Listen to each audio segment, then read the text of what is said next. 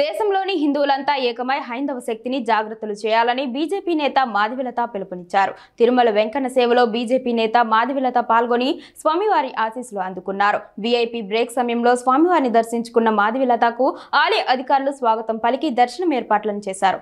దర్శనం అనంతరం ఆలయం వెలుపల వచ్చిన ఆమె మీడియాతో మాట్లాడారు. భాగ్యం అదృష్టం పాపాలు కర్మాలు తగితే ఆయన దర్శనం కలుగుతుంది. పాపం పెంచుకోవాలంటే కూడా ఒకసారి ఆయన నగలు చూస్తే కూడా కోరికలు వచ్చే వాళ్ళకి కోరికలు వస్తాయి. మన మనసును బట్టి కదా నాయన.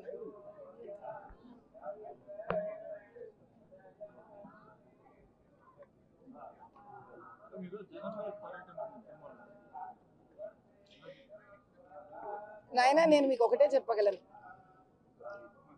పరమాత్ముడు ఏ ధర్మాన్ని నమ్మే వాళ్ళకి ఆ ధర్మంలో పరమాత్ముడు వాళ్ళ దేవుడు. నేను హైందవ ధర్మాన్ని నమ్ముతాను. నా పరమాత్ముడు వెంకటేశ్వర స్వామి, పరమేశ్వరుడు, అమ్మవారు, మహాలక్ష్మి లాగా మాకుంటారు. కాబట్టి మనం ఏం చేస్తాము, అయ్యా జీవితంలో చేసిన కష్టాలు పాపాలు మా కర్మలను తెగించు స్వామి అని మనం నమ్మే మతము, మనం నమ్మే ధర్మము ఆ భగవంతుడిని వెళ్ళి కోరుకుంటాం. అంతేగాని మనం నమ్మిన దేవుణ్ణి వెళ్ళి మనం ఏ రకంగానూ కష్టపెట్టము, నష్టపెట్టము, దోచుకోము కదా నాన్న.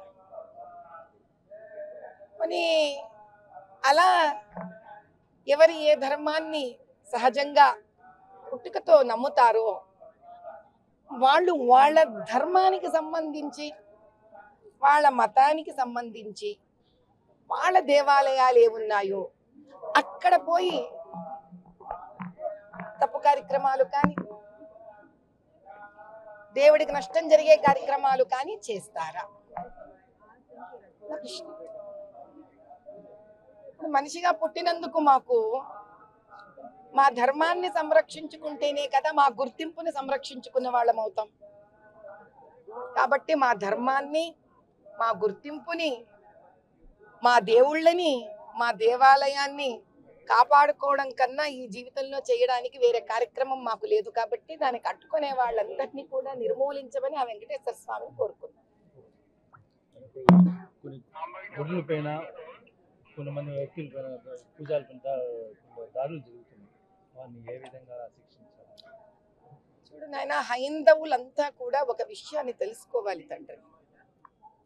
గుళ్ళ మీద దాడులు జరుగుతున్నా కూడా, దేవాలయాల్లోని పండితుల మీద దాడులు జరుగుతున్నా, భక్తుల మీద దాడులు జరుగుతున్నా, ఈ భారతదేశంలో 120 పైన కోట్ల ఉన్న హైందవులందరం ఏం చేస్తున్నాము?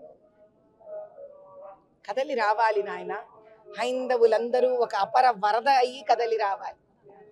హైందవ శక్తి జాగృతం కావాలి.